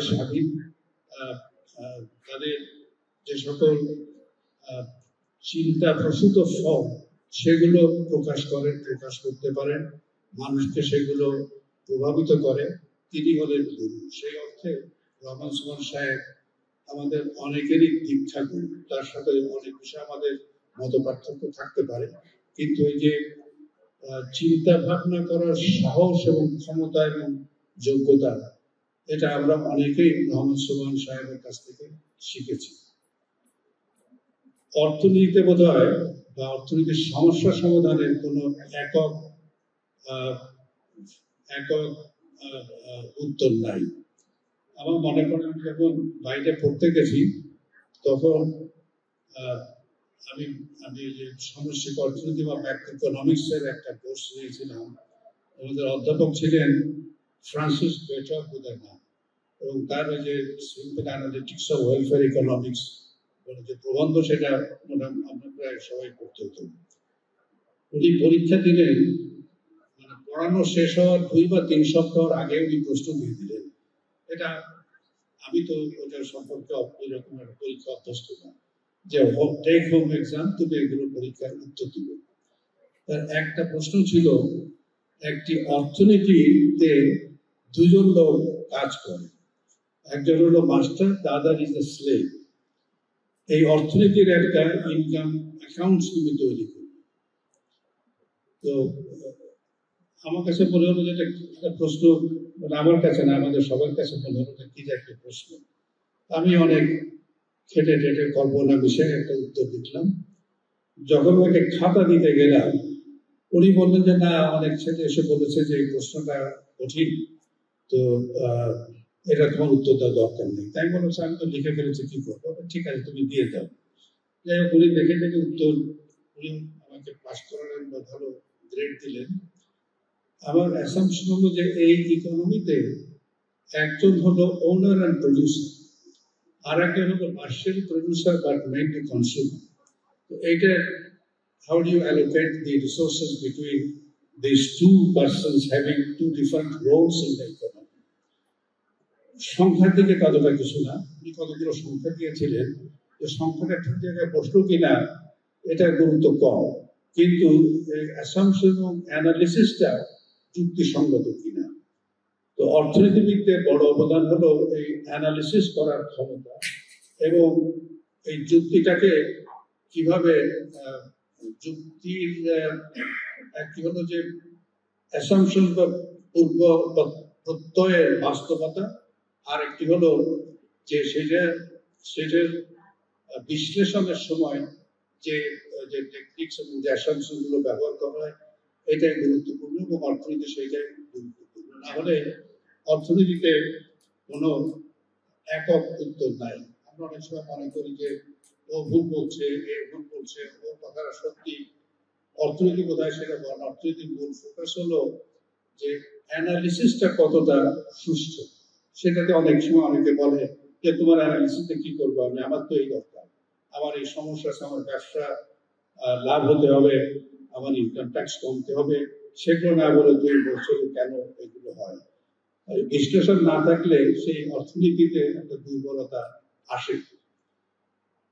ডক্টর মুস্তাফিজুর রহমান আমাদের ভবিষ্যৎ, যে আমাদের যে অর্থনৈতিক উত্তরণের সঙ্গে সঙ্গে যে নতুন চ্যালেঞ্জ আছে, সেই চ্যালেঞ্জগুলো সম্পর্কে ডক্টর মুস্তাফিজুর রহমান বলেছেন। এটা খুব যদি আটপৌরে উদাহরণ দেই, যে সে হলো, আমি ক্লাস 7 থেকে যখন 8-এ উঠি বা 8 থেকে 9-এ উঠি, তখন প্রথম দিনের টেক্সট বুকগুলো আমার কাছে মনে হয় বেশ কঠিন, আমি সেটা পড়তে পারছি না। কিন্তু সারা বছরের আমার যে পড়া, তার ফলে আমি দেখতে পাবো যে উপরের ক্লাসের যে পড়ার যে চ্যালেঞ্জ, সেগুলো যে অধ্যবসায়ের সঙ্গে অনুশীলন করেছেন তার জন্য এত কঠিন নয়, যে অনুশীলন করেনি তার জন্য এটা কঠিন। আমার অনেক সময় একটা মনে হয়, আমি প্রকাশ করছি যে কিন্তু এটাকে গ্রহণ করার কোনো বড় রকম তাগিদ আমি কাউকে দিচ্ছি না। সে হলো যে আমরা ইচ্ছে করে হোক বা অবস্থার পরিবেশের জন্যই হোক, আমরা অর্থনীতিতে একটা জিনিস গ্রহণ করেছি যে রপ্তানি আমাদের একটি বড় উৎস, আমাদের অর্থনীতি সম্প্রসারণ প্রবৃদ্ধির একটা বড় উৎস রপ্তানি। তার সাথে আরেকটি আছে যে বেসরকারি বা ব্যক্তি মালিকানার যে ভূমিকা সেটাকেও আমরা গ্রহণ করেছি। অর্থনীতি পরিচালনায় এই ওপেননেস এবং ব্যক্তি খাতের যে ভূমিকা, এই দুটোকে খর্ব করে বা এই দুটোর সঙ্গে অবজ্ঞা করে আমাদের অর্থনীতি খুব বেশি অগ্রসর হতে পারবে না। ব্যক্তি খাতের দুর্বলতা আছে, রপ্তানি খাতে বিভিন্ন রকম প্রতিবন্ধকতা আছে এবং সেই প্রতিবন্ধকতাগুলো হয়তো আমরা যখন অর্থনীতি উন্নয়ন করছি তখন নতুন প্রতিবন্ধকতা বা নতুন চ্যালেঞ্জ আসছে। আমার একটা মনে হয় যে আমরা অর্থনৈতিক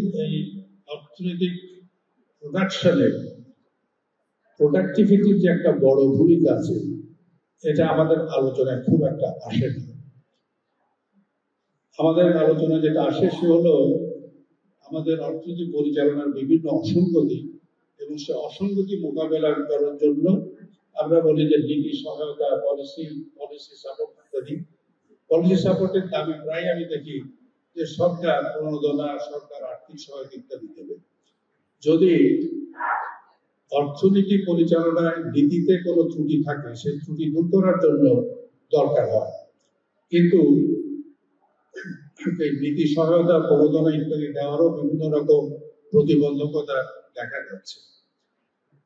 এবং আমাদের প্রোডাকশনের কোনো এলাকা নাই যেখানে আমদানির একটা বড় ভূমিকা থাকছে।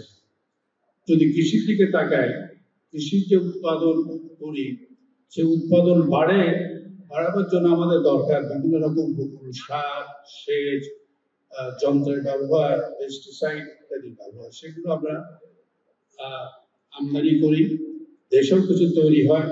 দেশে তৈরি করার জন্য যে মূল উপাদান, সেই মূল উপাদানগুলো আমরা বাইরের থেকে আমদানি করি। অতএব আমাদের এই সারা দুনিয়াতে অর্থনীতি কিভাবে চলছে, সেই অর্থনীতি টিকে থাকার জন্য কি দরকার, সেগুলো যদি আমরা আমাদের প্রতিযোগিতার যদি সক্ষমতা বাড়াতে হয়, তাহলে একটা বড় দরকার হলো আমাদের উৎপাদনশীলতা বৃদ্ধি। আমরা এই উৎপাদনশীলতা বৃদ্ধির দিকে যথেষ্ট পরিমাণে নজর দেই না, এবং উৎপাদনশীলতা না বাড়িয়ে আমরা বলি যে সরকারের সহায়তা দরকার। সরকারের সহায়তারও একটা সীমা আছে, সেই সীমার বাইরে তো সরকার দিতে পারবে না। অর্থাৎ উৎপাদনশীলতা বৃদ্ধি অত্যন্ত প্রয়োজন। আমি অতি সম্প্রতি দেখলাম যে শিল্প মন্ত্রণালয় একটা মাস্টার প্ল্যান ফর প্রোডাক্টিভিটি তৈরি করেছে। তো সেটা প্রয়োগ এখনো শুরু হয়নি। আমার মনে হয় যে এদিকে নজর দেওয়া দরকার এবং এই প্রোডাক্টিভিটি বৃদ্ধির প্রতি সরকারের নজর দেওয়া একান্তই প্রয়োজন এবং সরকার সেদিকে নজর দেবে। কিন্তু এখানে সরকারের ভূমিকা হলো এর টেকনিক্স গুলো জানা, কিভাবে প্রোডাক্টিভিটি বাড়ানো যেতে পারে। প্রোডাক্টিভিটি বাড়াবার জন্য যদি বিনিয়োগ প্রয়োজন হয়, সেই বিনিয়োগের সহায়তা দেওয়া, এগুলো সরকারের পক্ষ থেকে আসতে পারে। কিন্তু প্রোডাক্টিভিটি ইকোনমিতে বাড়বে তখনই যখন একজন বেসরকারি খাত বা ব্যক্তি খাতের উদ্যোক্তা মনে করবেন এবং এটাকে গ্রহণ করবেন যে তার উৎপাদনশীলতা বৃদ্ধি একান্ত দরকার। উৎপাদনশীলতা বৃদ্ধির একটা তো দিক হলো ক্যাপিটাল ডিপেন্ডিং একটা অংশ আছে, কিন্তু আপনার বিনিয়োগ করা মূলধনের সুবিধা বা সুফল আপনি পাবেন না যত সময় পর্যন্ত ওই মূলধন ব্যবহার করার মতো যোগ্যতা সম্পন্ন শ্রমিক আপনি না পান। যেটা মোস্তাফিজুর রহমান সাহেব বলেছেন যে আমাদের শ্রমিকদেরও কর্মদক্ষতা বাড়া একান্তই প্রয়োজন। শ্রমিকদের যদি দক্ষতা বাড়াতে হয় তাহলে একটি হলো যে শিক্ষার প্রসার, এবং মোটামুটি ভাবে বলা যায় যে এখন আমাদের যে সেকেন্ডারি এডুকেশন আছে, হায়ার সেকেন্ডারি যেটাকে আমরা বলি, এই পর্যন্ত শিক্ষাকে সহজগম্য করা এবং এই শিক্ষার যে কন্টেন্টস আছে সেখানে এই কতগুলো মৌলিক বিষয়ের দিকে বোধহয় একটু জোর দেওয়া। যেমন গণিত যদি না পড়ে কেউ, তার পক্ষে বিজ্ঞান পড়া সম্ভব নয়। গণিতের পরে জোর দেওয়া, মূল বিজ্ঞান যেটা আছে সেই মূল বিজ্ঞানের দিকে জোর দেওয়া, আর সমাজকে বোঝার জন্য, মানুষের আচরণকে বোঝার জন্য সমাজ বিজ্ঞানের বিভিন্ন দিক যে আছে সেগুলো সম্পর্কে একান্তভাবে জানা দরকার।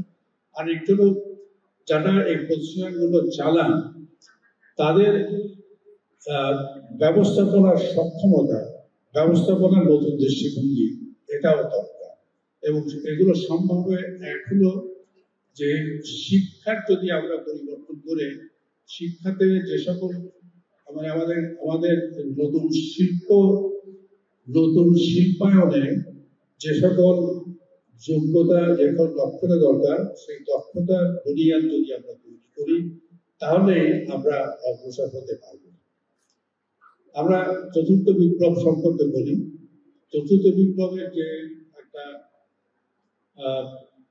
সমস্যা দেখা যায়, সেই সমস্যাটি হলো যে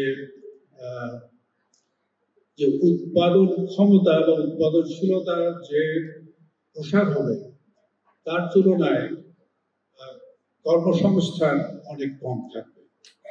অতএব কিন্তু কর্মসংস্থানের মাধ্যমে যদি এই প্রোডাকশনের যে বেনিফিট সেটাকে ডিস্ট্রিবিউট না করা হয় তাহলে কনজিউমার থাকছে না। তো দাবি যদি না থাকে, ডিমান্ড যদি না থাকে, তাহলে যে লোকটি প্রডিউস করবে সে তো ইনভেস্ট করবে না। এই একটা বড় সমস্যা। বছর দুয়েক আগে আমেরিকার national bureau of economic research করে একটা সেমিনার করেছিলেন। সেমিনারের পেপারস গুলো পরে পাবলিশ করেছে তারা। এখানে তাদের বিভিন্ন জনের কন্ট্রিবিউশন আছে। MIT-তে একজন অধ্যাপক ছিলেন অর্থনীতি, তাকে মনে করা হয় যে এই ফোর্থ ইন্ডাস্ট্রিয়াল রেভলিউশনের যে সমস্যাগুলো, এগুলো সম্পর্কে যদি একজন লোকের পড়া কেউ করতে হয় তাহলে সেই একজন যোগ্য অধ্যাপক। তার একটা উক্তি হলো যে যখন টেকনোলজি এক্সপার্টদের কাছে শুনি তখন মনে হয় যে চতুর্থ বিপ্লব হয়ে যাবে। যখন ব্যবস্থাপক মানে বিজনেস ইকোনমিক্স, আবার বিজনেস এক্সপার্ট এবং ইকোনমিক্সের কথা শুনি তখন মনে হয় যে এটা করা সম্ভব নয়। দুজনের কথাই বোধ হয় আংশিক সত্যি। আর আংশিক সত্যিটা যদি বাস্তবে পরিণত করতে হয় তাহলে এর যে আংশিক ঘাটতি আছে সেই আংশিক ঘাটতিগুলো পূরণ করতে হবে। ও সেখানে বড় একটি সমস্যা হলো এদের মতে ট্যাক্সেশন এবং যারা এই যে দু একজনকে আমি পড়েছি এরা সব জায়গাতে বলছে যে কনসাম্পশনটাকে সরকারি সহায়তায় ডিমান্ড সাস্টেইন করতে হবে, না হলে এই যে উৎপাদনশীলতার সম্ভাবনা সেই সম্ভাবনাকে কাজে লাগানো যাবে না। ট্যাক্সেশনটা একটা বড় সমস্যা। Investment, skill and education, taxation, distribution and public policy supported distributive justice, এটা একান্ত প্রয়োজন হয়ে পড়েছে। এবং আমেরিকার মতো জায়গায় সেখানেও যারা এই টেকনোলজিকে প্রসার করতে চাচ্ছেন তারাও বলেন যে ট্যাক্সেশনটাকে বদলাতে হবে এবং এই যে এই ইন্ডাস্ট্রিয়াল রেভলিউশনের যে টেকনোলজি এটা আসতেছে বিভিন্ন গবেষণার ফলে, কিন্তু এর সুযোগটা ব্যবহার করছে ইনভেস্টররা। So investor should give a tax premium, tax for the benefit that they are deriving from researches done by others. ওরাও এটা বলছে যে এই ট্যাক্সেশনের পক্ষে তারা সমর্থন করছে। আমাদের ট্যাক্সেশন পলিসিটা অত্যন্ত সমালোচিত এবং এই ট্যাক্সেশন পলিসিটা মোটামুটি আগে যেটা আমরা করেছি এরই কিছু এদিক সেদিকে, এটাকে ইংরেজিতে কি বলে, tweaks, is not a basic change, but tweaks here and there, এটা বোধহয় আমাদের আমাদের যে প্রয়োজন সেই প্রয়োজন মেটাতে পারবে না। সেদিকেও সহায়তা দরকার, কিন্তু আমার কাছে মনে হয়েছে যে ট্যাক্সেশন সম্পর্কে আমরা খুব একটা মনোযোগী নই। কারণ ট্যাক্স যারা দেয় তাদের বক্তব্য হলো ট্যাক্সের রেট যদি আপাতত রেট যদিও কম দেখা যায়, কিন্তু we end up paying a much higher rate of effective tax. আর যারা ট্যাক্স কালেকশন করেন এবং ট্যাক্সের টাকা ব্যবহার করেন, তার সুবিধা পান, আমি একজন তার মধ্যে যে ট্যাক্সের টাকা সুবিধা পাই, তাদের বক্তব্য হলো যে না না, ট্যাক্স তো ওরা কত 20% 25% এমন কিছু না, কিন্তু ট্যাক্সের মেইন প্রবলেম গুলো বোধ আমরা এখনো চিহ্নিত করতে পারি না। আমি জানি না ইকোনমিক্স কোর্সে ট্যাক্সেশনের প্রতি আগ্রহ খুব বেশি সংখ্যক ছাত্র দেখায় কিনা, অথবা এখানে যথেষ্ট পরিমাণে চর্চা হয় কিনা। আমাদের অর্থনীতি চর্চায় মোটামুটি ভাবে ডিস্ট্রিবিউটিভ জাস্টিস, এফিসিয়েন্সি, এগুলো যথেষ্ট পরিমাণে মনোযোগ আকর্ষণ করে, কিন্তু ট্যাক্সেশনের দিকটা বোধ হয় এখন পর্যন্ত খুব একটা মানুষের দৃষ্টি আকর্ষণ করেনি। আর ইন্টারন্যাশনাল ট্রেড রিলেটেড ইস্যু যেগুলো আছে, এটাও বোধ হয় খুব বেশি আকর্ষণ করেনি, কারণ এখানে আবার ডাব্লিউটিও ল এর বড় একটা কম্পোনেন্ট আছে। তো ল এবং ইকোনমিক্স এই দুটো না হলে এই ওয়ার্ল্ড ট্রেড সম্পর্কে পরিপূর্ণ জ্ঞান পাওয়া যায় না। আমি আর একটি কথা বলে শেষ করছি, সে হলো যে অর্থনীতি সার্বিকভাবে বেশ জটিল এবং এর সহজ একক সমাধান কোথাও নাই। আমাদের এখানে কয়েক বছর আগে সমাবর্তনে যা চিরল এসেছিলেন নোবেল প্রাইজ, উনি একটা বই লিখছেন গুড ইকোনমিক্স, এরকম বোধহয় বইটার নাম। সেটার ভূমিকা উনি বলছেন, উনি নোবেল প্রাইজ পাওয়ার পরে রাস্তায় বিভিন্ন জন তাকে থামিয়ে বলে যে এই অর্থনৈতিক সমস্যা সম্পর্কে আপনার কি মত বলেন। তো এরকম বহু লোকে বহু কথা বলে, অনেক বিষয় জিজ্ঞাসা করে, কিন্তু আমি তো এই সকল বিষয় জানি না। আমার গবেষণা তো এই ইন্ডাস্ট্রিয়াল অর্গানাইজেশন, এর সাথে ইকোনমিক্সের ইম্প্যাক্ট কি হতে পারে এই বিষয় আমি তো অন্যান্য বিষয় জানি না। আমি এই বইটা লিখলাম অর্থনীতি সম্পর্কে আমাদের সাধারণ ধারণা সেটা প্রকাশ করার জন্য, কিন্তু এর কোনো বিষয়ে আমার গভীর জ্ঞান নাই। এটা সবই আমাকে যে সকল প্রশ্ন করা হয়েছে সেগুলো আমার গবেষণার বিষয়ের বাইরে। তো এটা হলো আমাদের সবার ভিতরে একটা হিউমিলিটি বোধ আসা দরকার, যে হিউমিলিটি এটা আমাদের মানে আমাদের জ্ঞান যে পরিপূর্ণ নয় এইটা স্বীকার করা, এবং আরেকজনের কাছ থেকে আমার শেখার মতো অনেক কিছু আছে, এই এই এই এই চেতনার জন্য একটা হিউমিলিটি দরকার, যাতে আমরা বিভিন্ন জনের জ্ঞান একসাথে করে আমাদের সমস্যাগুলোর দিকে তাকাতে পারি, সেগুলোর যথাযথ বিশ্লেষণ করতে পারি এবং সেগুলোর কার্যকর সমাধান আমরা পেতে পারি। এবং এই যে পার্টিসিপেশন, বহু লোকের যে পার্টিসিপেশন, বিভিন্ন লোকের বিভিন্ন দৃষ্টিভঙ্গি, বিভিন্ন স্বার্থ, কিন্তু এই পার্টিসিপেশনটা যে সিদ্ধান্তে আসবে তার একটা লেজিটিমেসি দেয়। আমার কথা শুনে একটা সিদ্ধান্ত হয়েছে, আমি সেখানে বলতে পেরেছি, আমার স্বার্থ সেখানে রক্ষা হয় নাই, কিন্তু যা হয়েছে তাতে যে আমার একটা কন্ট্রিবিউশন আছে, এই contribution gives a sense of legitimacy and acceptance. এই লেজিটিমেসি যদি না থাকে তাহলে যে কোনো নীতি গ্রহণ এবং সেটা বাস্তবায়ন আরো কঠিন হয়ে যায়। আপনাদের সবাইকে ধন্যবাদ, এবং এই সামিটে অংশগ্রহণ করার জন্য আনন্দ পেয়েছি, সেজন্য আপনাদের সবাইকে কৃতজ্ঞতা জানাই।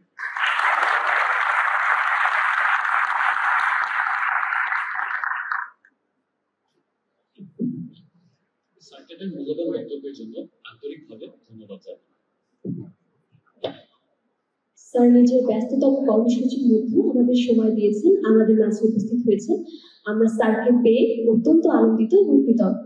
আমরা আশা করছি আগামীতেও ইএসএর বিভিন্ন আয়োজনে আমরা স্যারকে আমাদের মাঝে পাবো। স্যারের বক্তব্যের মধ্যে দিয়ে আমাদের আজকের সমাপনী অনুষ্ঠানের প্রথম পর্ব শেষ হলো। আমরা এখন চলে যাব আমাদের সমাপনী অনুষ্ঠানের দ্বিতীয় পর্বে এবং বহুল প্রতীক্ষিত অংশে। বিগত 3 দিনে আমাদের বাংলাদেশ ইকোনমিক্স সামিটে বিভিন্ন প্রতিযোগিতার আয়োজন করা হয়েছিল। আমরা এবারে প্রথম ইকোনমিক্স অলিম্পিয়াডের আয়োজন করেছিলাম, যেখানে স্কুল, কলেজ ও বিশ্ববিদ্যালয়ের শিক্ষার্থীরা অংশগ্রহণ করেছিল। আমাদের ছিল এসে কম্পিটিশন এবং ডাটা ভিজের মতো বিভিন্ন প্রতিযোগিতা। আমরা আজকে এই সকল প্রতিযোগিতার বিজয়ীদের নাম ঘোষণা করব এবং তাদের হাতে পুরস্কার তুলে দেব। পুরস্কার বিতরণী পর্বটি সঞ্চালনা করবার জন্য আমি মঞ্চে ডেকে নিচ্ছি অহনা ও সামিয়াকে।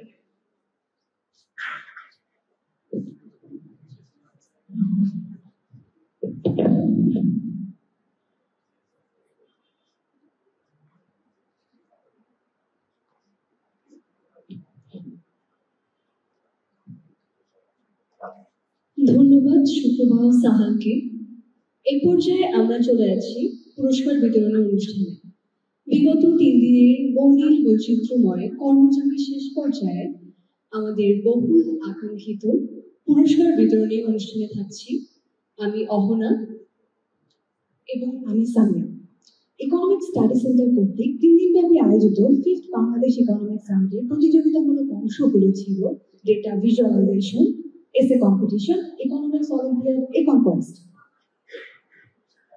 এই সকল প্রতিযোগিতায় দেশ ও দেশের বাইরে বিভিন্ন বিশ্ববিদ্যালয়ের মেধাবী শিক্ষার্থীদের সক্রিয় অংশগ্রহণ ছিল, যা প্রতিযোগিতার মাত্রাকে ত্বরান্বিত করেছে।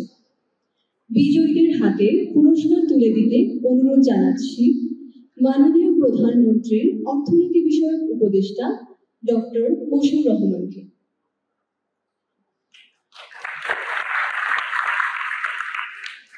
এবারে ঘোষণা করছি ডেটা ভিজুয়ালাইজেশন সেগমেন্টের বিজয়ীদের। এই প্রতিযোগিতায় second runner up Fardin Khan, Adamjee academy college.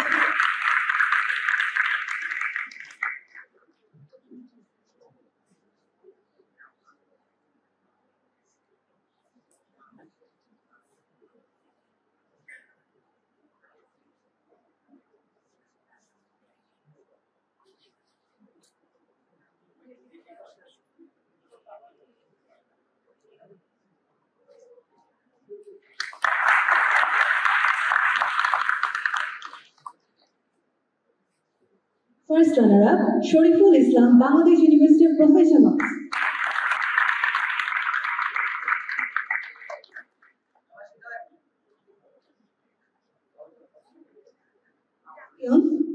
Champion, Kavisha Batawala, University of Colombo. দুর্ভাগ্যবশত তিনি আমাদের মাঝে উপস্থিত থাকতে পারেননি।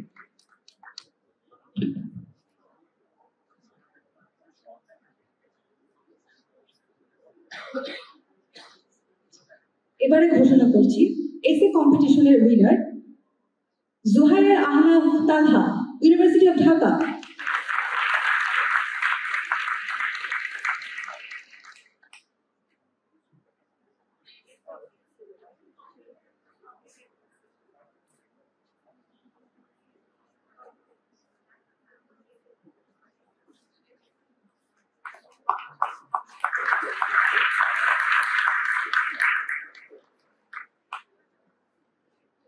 এবারে আমরা চলে যাব ইকন কোয়েস্টের চ্যাম্পিয়নদের ঘোষণা করতে। হাই স্কুল ক্যাটাগরিতে second runner up Partha Sharma, wealth farmer school and college.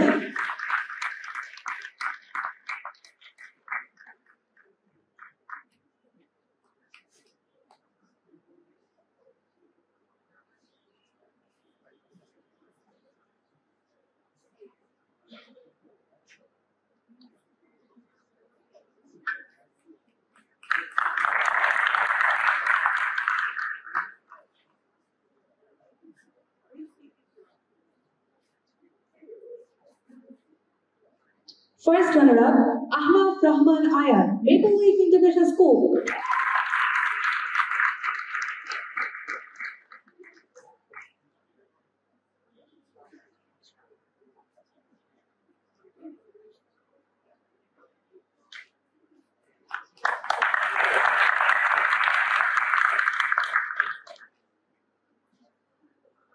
আমাদের high school category champion S M Tashfiq Hossain.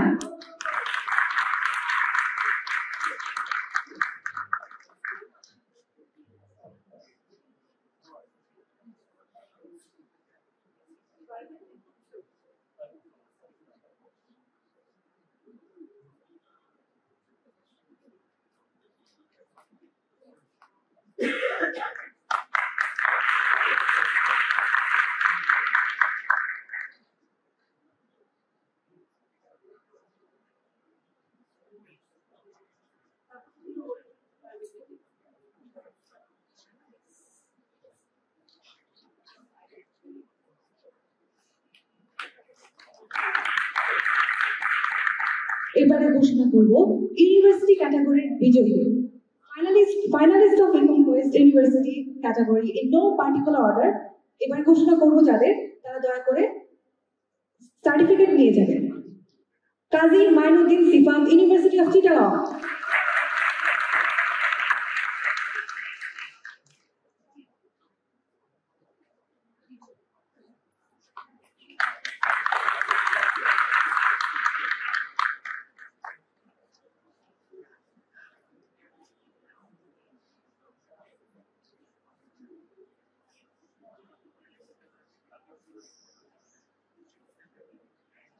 Samiha Tasnim, university of Chittagong.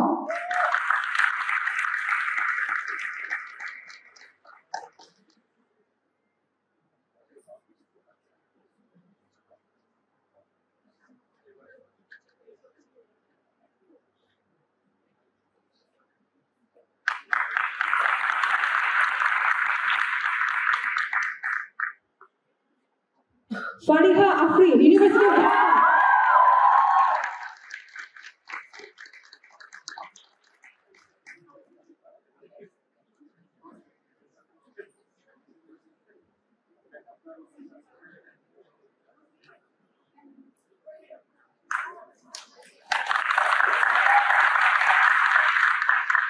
Adnan Zubayer, university of Dhaka.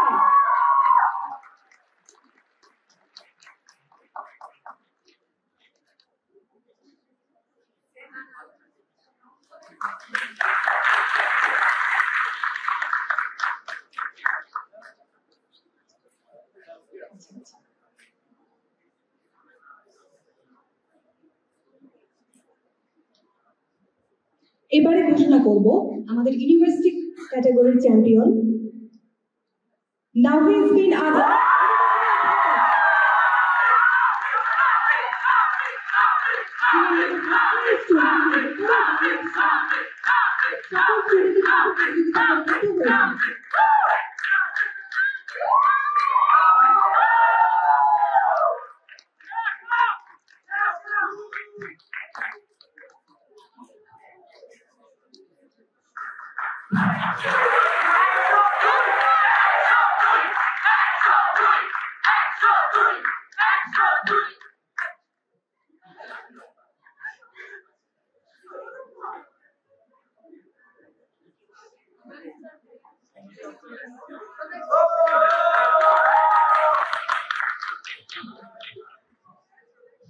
পরিশেষে একটি কথা না বললেই নয়, যে কোনো সংগঠনকে সফল হতে হলে দৃঢ় নেতৃত্ব আবশ্যক।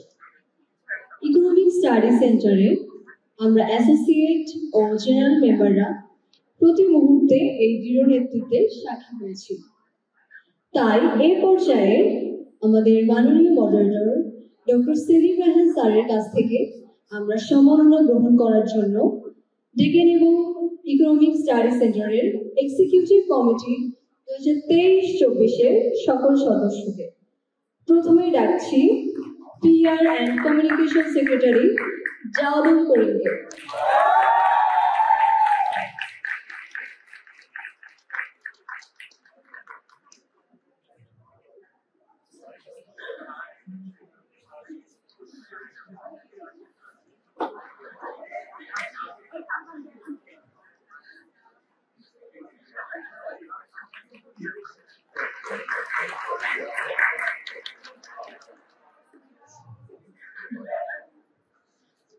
এরপর আমরা ডেকে নেব office administration and event secretary Sumaiya বিনতে হুসাইন।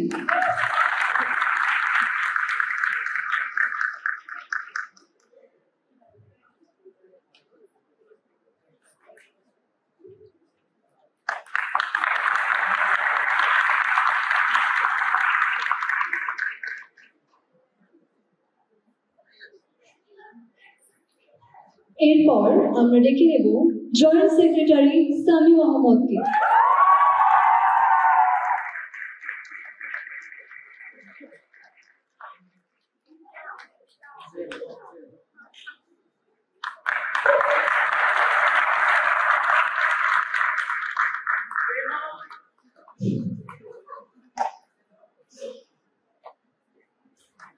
এরপর আসছে joint secretary Mohammad Rakibul মবিনকে।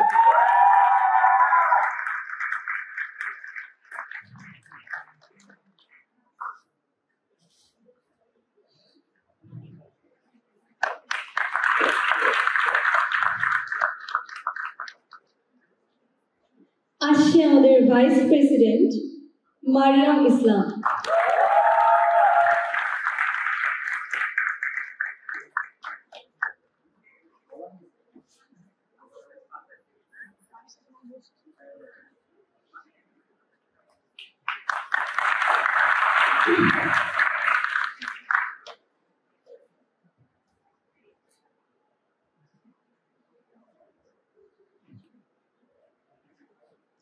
Vice president Mehjabin Rashid Lamisa, তিনি বর্তমানে অনুপস্থিত আছেন, তাই আমরা ডেকে নিচ্ছি ভাইস প্রেসিডেন্ট লুবাবা মেহজাবিন প্রিমাকে।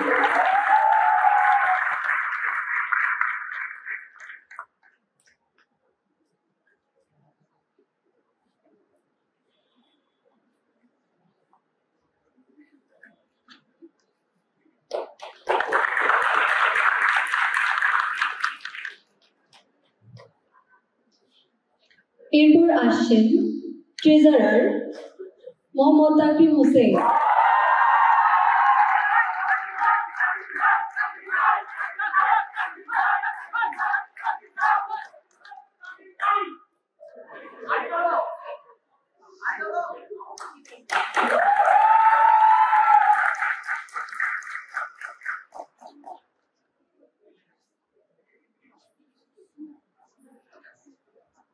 এরপর আসছে জেনারেল সেক্রেটারি আবরার আহমেদ ভুঁইয়া।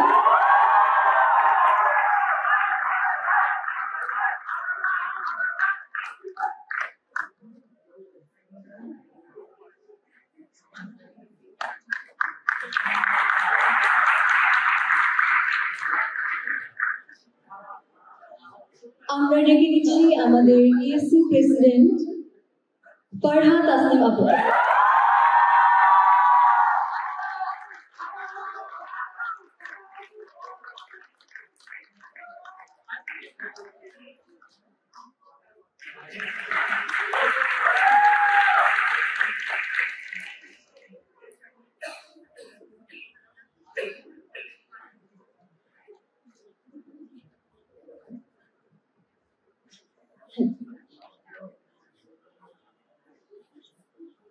ধন্যবাদ জানাচ্ছি এই 3 দিন ব্যাপী আমাদের সাথে সকল অনুষ্ঠানে আপনাদের সক্রিয় অংশগ্রহণের জন্য এবং এই সমাপনী অনুষ্ঠানে আমাদের সাথে থাকার জন্য। আমাদের 3 দিন ব্যাপী অনুষ্ঠানের আজকে সমাপ্তি ঘোষণা করছি।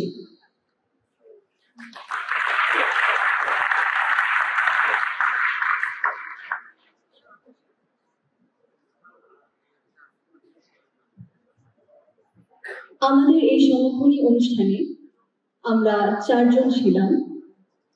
সুপ্রভা, আমি অহনা, আমি সামিয়া